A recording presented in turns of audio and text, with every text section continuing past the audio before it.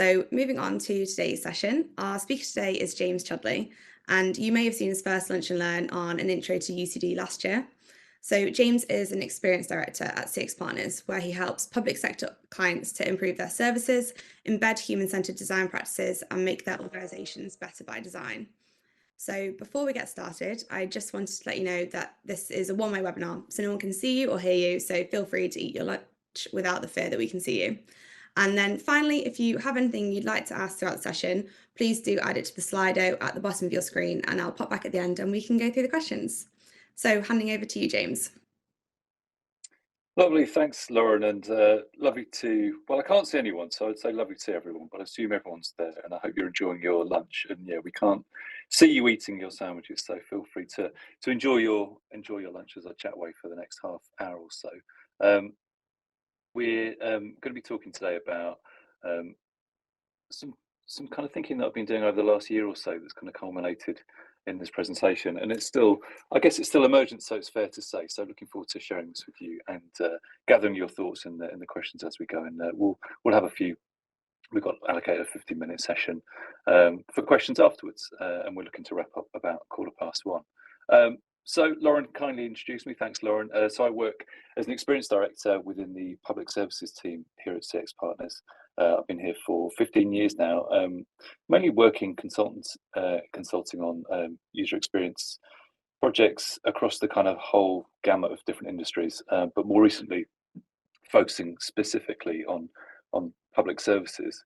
And I spend a lot of my time reading and thinking, and lots of ideas are always generated by projects. And this was a perfect example, really, as an emerging idea. So as I say, it's not fully formed, so forgive me for that. But I'm trying to share this thinking as much as possible, and have been doing quite a bit of that actually over the last 6 months or so, and getting lots of useful feedback from people to help me to knock the corners off it, to help me improve it, and to develop my thinking. So I'd love for you to do the same, if that's okay, following the session, whenever would suit. So yeah, looking forward to getting some feedback from you as well. So within our public services team, we have a very clear mission, and that's all about making public services better for everyone. Very clear, very simple. That's the reason we get out of bed in the morning, and that's what we're trying to do every day in our work. But of course, in order to try and make public services better, we need to work out if they're any good in the first place, which seems reasonable enough. So we're all about pushing things forward, improving things. But how do you know if your service is any good? So I was pondering this, thinking, well, we've got a clear mission statement, but I need to be able to help my clients, work out where they're at, and how good their services are. And really pondering this fundamental question, how do you know whether your service is any good or not? It's an important question to know the answer to, or at least have a sense of how you might try and answer that question if you were to run a successful service, whether that service is in the public sector or the private sector or wherever you're operating. So first port of call felt like, our Bible, got this fantastic book by Lou Down, which is really just a reference point that I've used throughout my career and heard lots of clients and colleagues talk about it, as well as a hugely foundational book. And I'm sure you've all maybe read it or are familiar with it. And so when I started to kind of ponder this question of like, how do you work out if your service is any good or not? I thought, well, Lou's already sorted this out. And within the book, Lou identifies these 15 principles of good services, which have been a really useful tool for me over the years in terms of helping to determine whether the services I've been working on are meeting these principles or not. And actually, defining principles is something that I often get involved with on projects when I'm consulting on service design projects from a strategic point of view.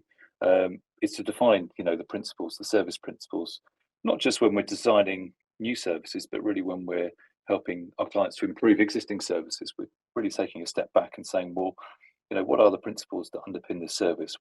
What's this service trying to do, and what should we follow if we're trying to adapt and change this service?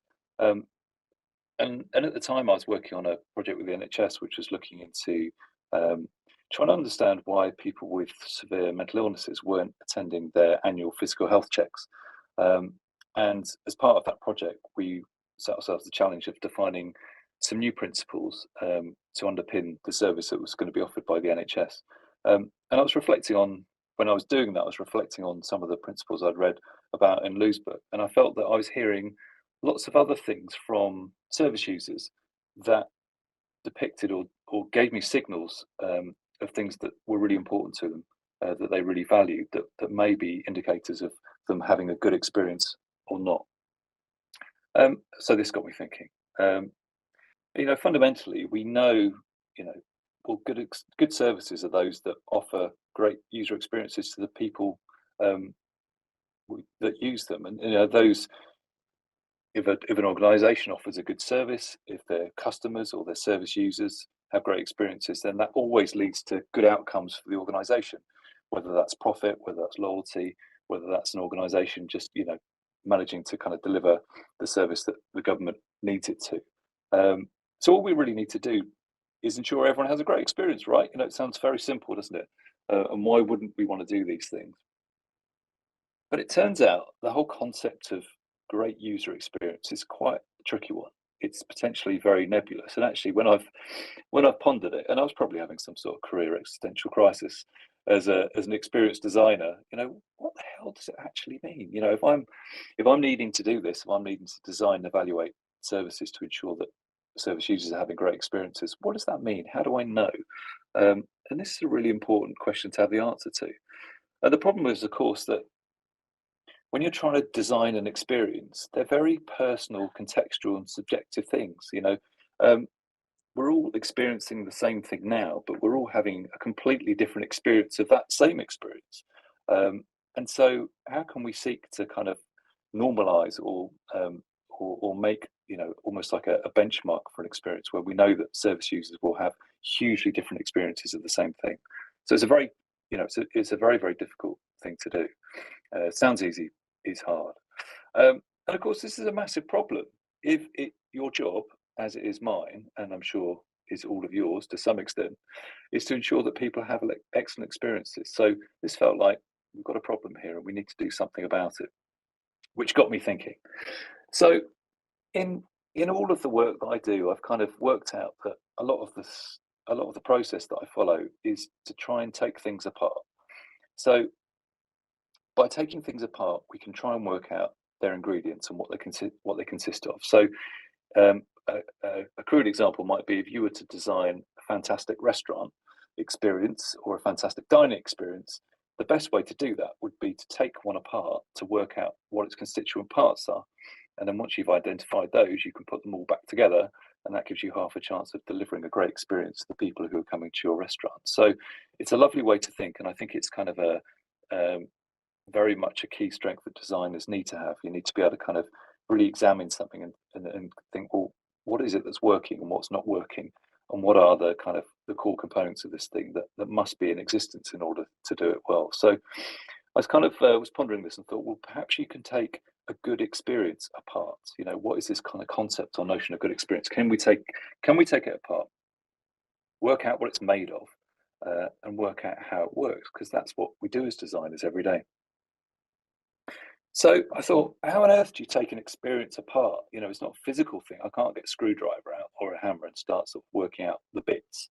Um, but I had this kind of eureka moment, which was quite funny actually, given the fact that we spend our daily lives speaking to people, speaking to end users, understanding what life is like from their perspective. I thought, well, hold on. What is it that people have said to me over the years when I've been conducting user research that feel like indicators of them having a good experience?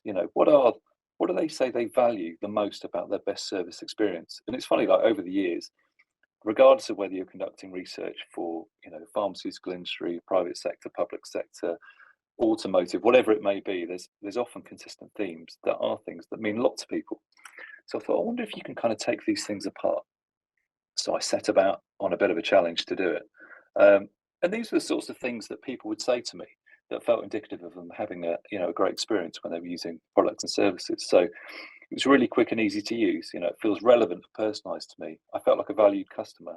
I'm really pleased with the outcome I got. And again, the more I thought about this, the more I kind of reflected on things that I heard or have been hearing regularly over the years.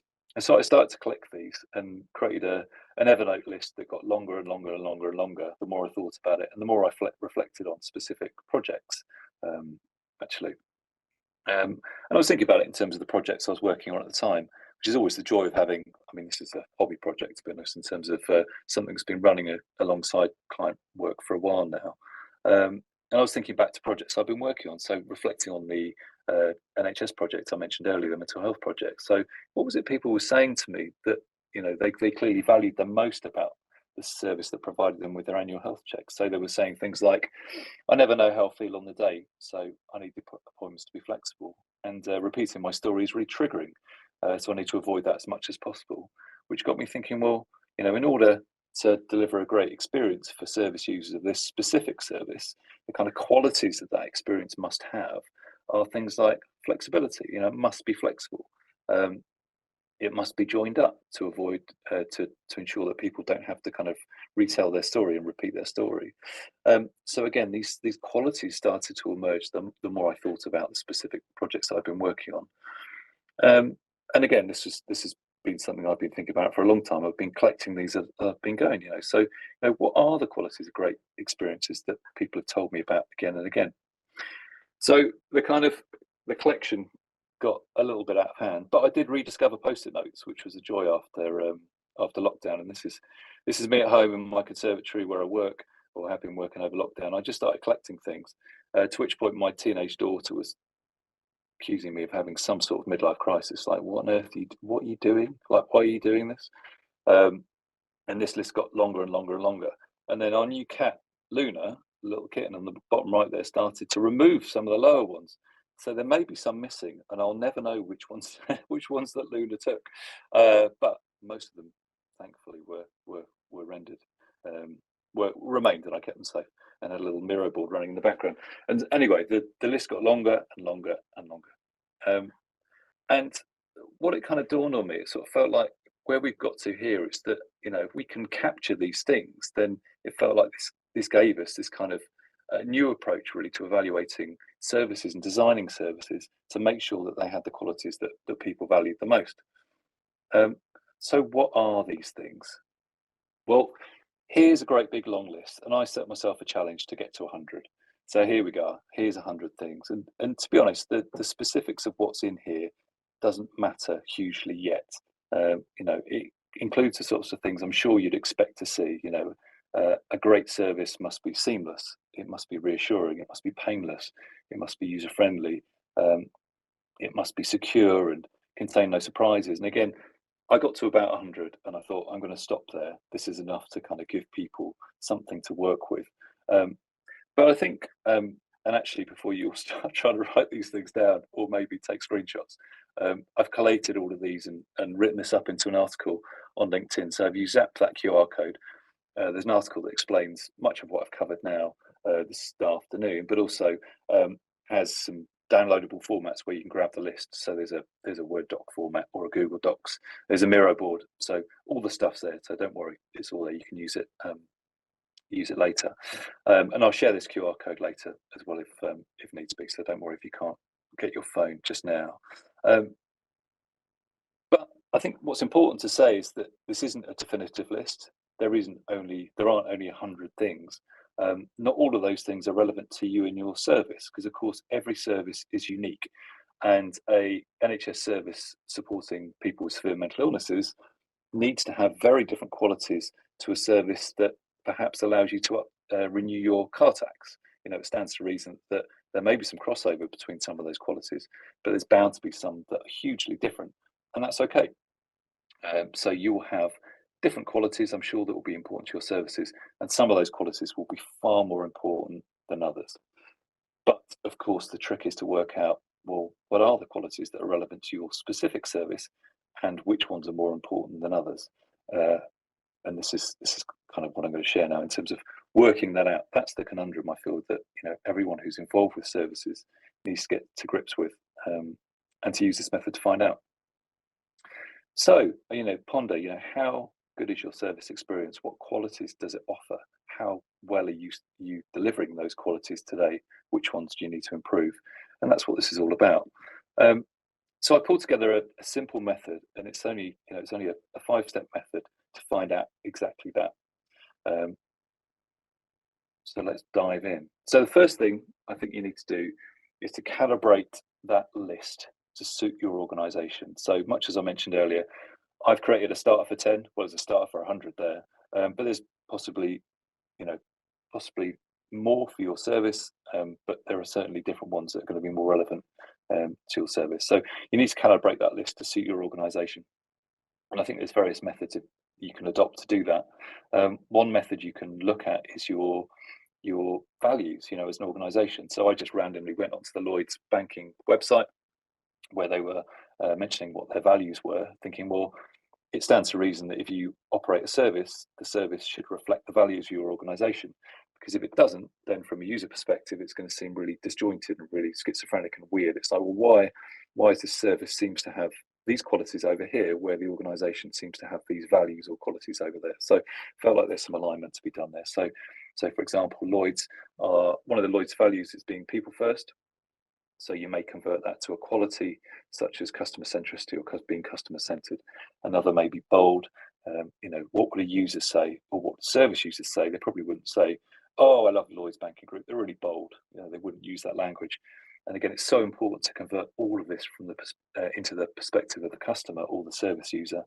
They might say, they enjoy banking with Lloyd's because they're innovative. So you can use the organizational values, if you have them, to help guide your list.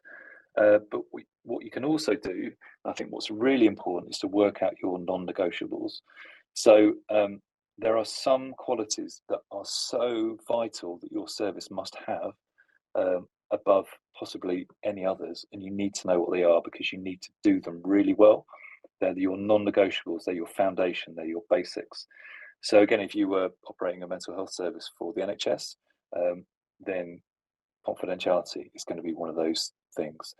That sense of being joined up is going to be one of those things. And whether you're doing it or not, or delivering or not, it doesn't matter. It's like that's what you should be doing. These are the things you must do well. So what are the basics? I'd like to think about these things as brilliant basics, non-negotiables. And that's a nice way of thinking about this as well. So it's like, blimey, if we can't do that, then we're dead and buried. Our service is finished. There's no way our service users will ever be satisfied if we can't do these things well, because they're so intrinsic and vital to the service we're trying to offer. So that's a nice way of thinking about some of these things, and that will generate these ideas in your own mind when you create your own list of qualities. So let's imagine you've got your long list, some of which are more important than others. So I've just chosen some random ones and highlighted those. It feels like now you've calibrated. You've created your own list. You've calibrated it. You're like, this is what's important to our service, and also these are the things that are the most important thing. Then I think a second step, is to rate your own service. So that's you in the factory, in the big office building there as a service provider. You take a look at that long list and you rate your own service or services. But again, if you're rating multiple services, you're using the same list of criteria to do that. But let's imagine you're evaluating one service and you get a bunch of you together and you reflect on your service and you think, well, how trustworthy are we? I think we're a green. We're good at trustworthy. So let's imagine we're using some sort of red, amber, green sort of traffic light status thing here. Transparency. Oh no, I don't think we're very transparent. Let's give ourselves a red for that. So you can go through all of these and rank them and combine all the results to give yourself some sort of scoring or a benchmark. But again, this is from your perspective as a service provider, not we haven't got near the service users yet. So what this does, of course, is leads to some interesting conversations within the organisations within which you work. So someone might think of the service quality of being easy to leave. Yeah, our service is dead easy to leave, no problem at all. Or maybe this is an amber. Someone else might be like, "Are you sure? Are you joking? We always get complaints about how terrible our service is to leave." I thought it'd be really interesting to kind of deliberately provoke these conversations to kind of tease out those differences in viewpoint. Because if you all have a different point of view about the same thing, then perhaps there's a bigger problem. that needs to be resolved, but it's a good way of identifying these problems. So I think, it could be some lovely kind of workshop formats that you could use to tease out these conversations. So all well and good marking your own homework, rating your own services, but of course you need to ask your service users for the truth. And this can be relatively simple to do in terms of just running surveys to ask them. So you can imagine a scenario where you've got a bunch of qualities within a survey format, and the service users asked you, to what extent would you agree or disagree with the following statement? Acme services are clear, inconsistent, efficient, flexible, whatever it may be. So asking people specific questions and asking them to rate the service against that quality using a simple kind of Likert scale. So strongly agree, disagree sort of thing you'll be familiar with. And that data will produce one of these sorts of dashboard views, if you like. So we've been playing around with creating some Power BI dashboards that visualize the output of survey data. So you get a very clear sense of where the problems are. So what's good and what's bad. So if we look at clear, so the quality of, is the service clear or not? We've got a problem here. Lots of people strongly disagree. What the hell's going on? Efficiency, very neither agree or disagree. Again, it's like this indication of something that's interesting. It's like that's worthy of investigation. There's something going on here. But also on the flip side, if you're doing something well, so people seem to think this service is simple. Wow, blimey, what can we do to make sure we keep it simple? So you get this input from users, and it doesn't mean that this just is a one-off.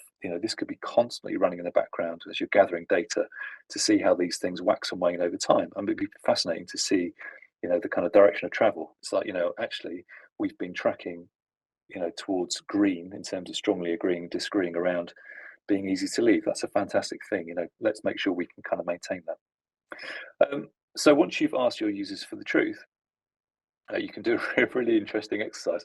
And I can't help but think about family fortunes. And I think I may have invented something that's based on family fortunes, which is actually I'm quite pleased with it. But yeah, it does make me smile. So let's imagine, from a service provider point of view, you evaluated your own service, and you decided that no, we're not very trustworthy, but we are easy to leave. We're a bit of an amber, not a bit middle ground around giving peace of mind and value for money.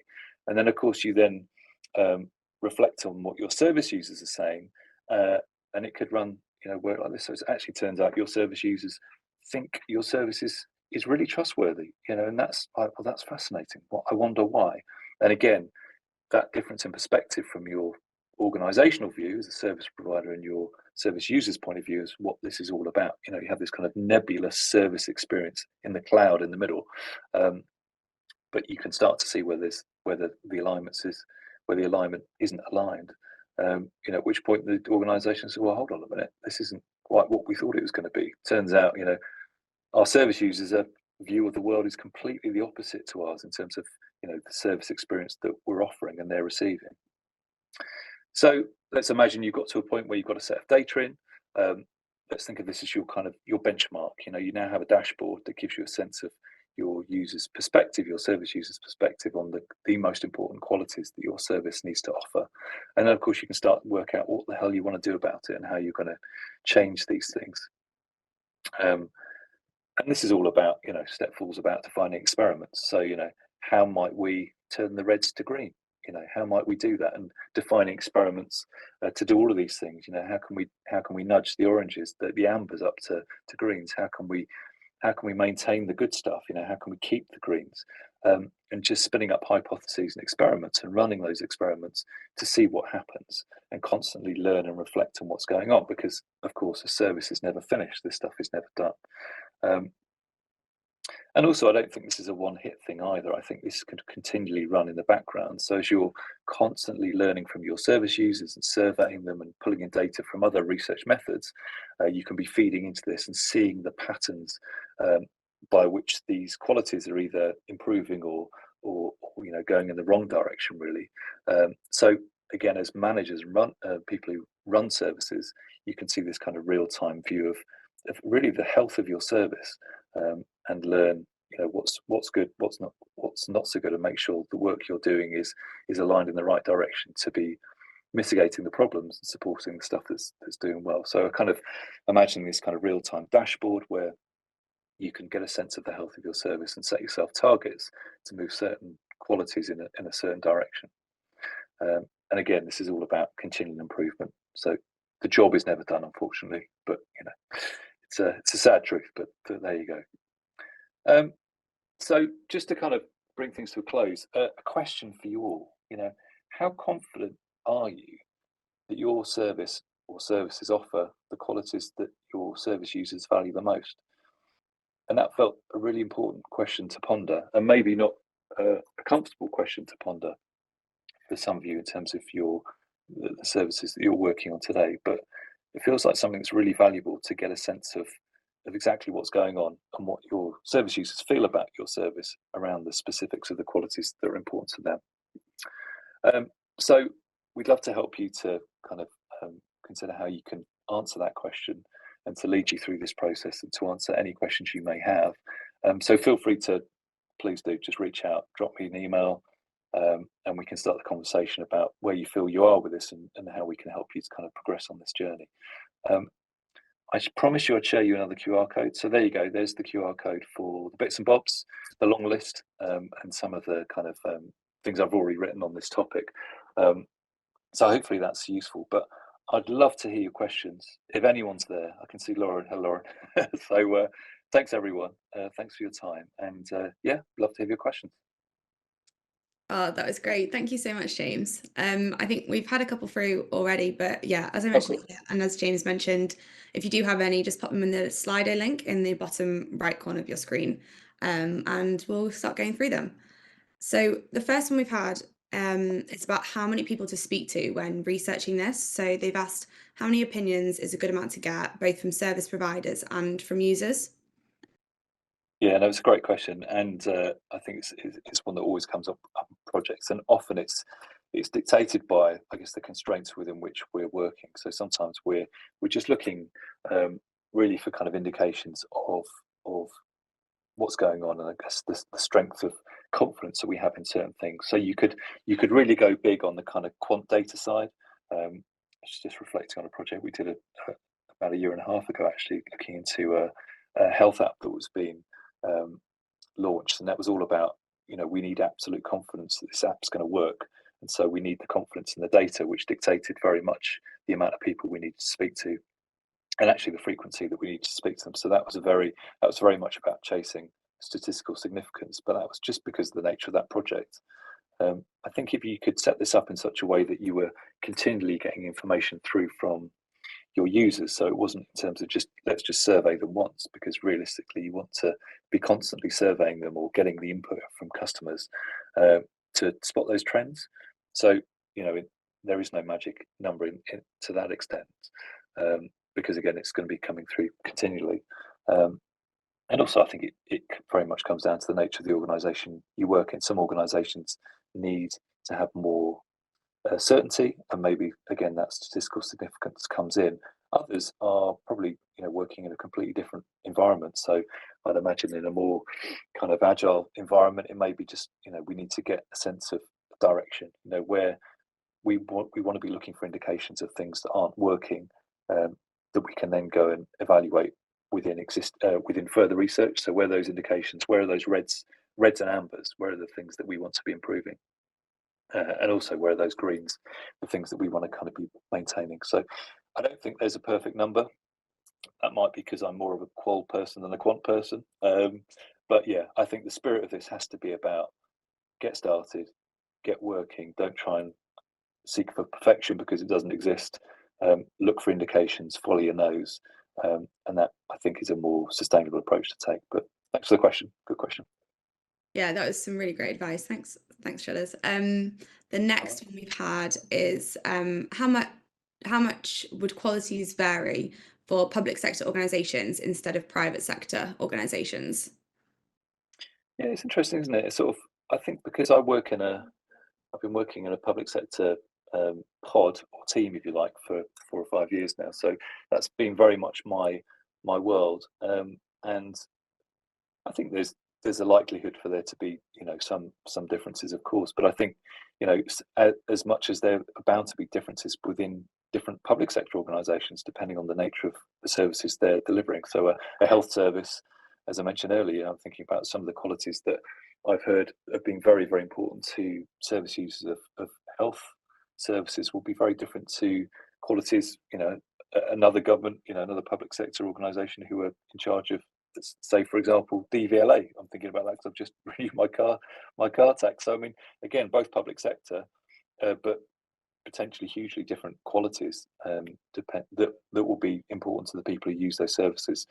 So I think that calibration, it comes back to that calibration point. Um, those that list I shared is just designed to get people thinking, but that calibration exercise is really important. Um, and I think some organisations will have a really good idea of what some of those qualities should be, but should treat those as assumptions. Like our assumption is these things are important to our customers. Often those are then taken as fact, which I think is where a lot of problems occur because the checking session doesn't happen with end users. That checking mechanism of like, let's hold these beliefs fairly lightly and seek validation through user research.